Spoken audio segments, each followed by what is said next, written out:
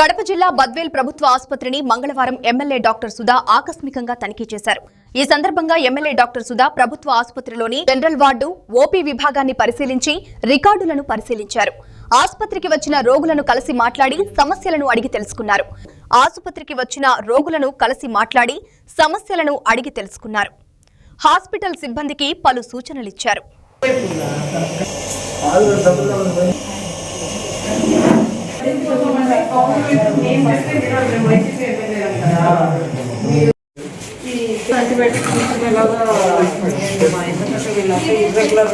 రెండు మూడు రోజులు వేసుకుంటారు, మానేస్తారు. గవర్నమెంట్ హాస్పిటల్లో కూడా ఆరోగ్యశ్రీ సర్వీసెస్ పెట్టారు కదా, గవర్నమెంట్ పే చేస్తారు.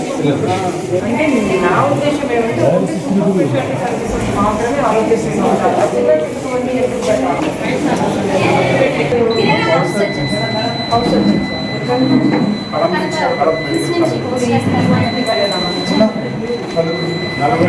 పబ్లిక్ అవకాశం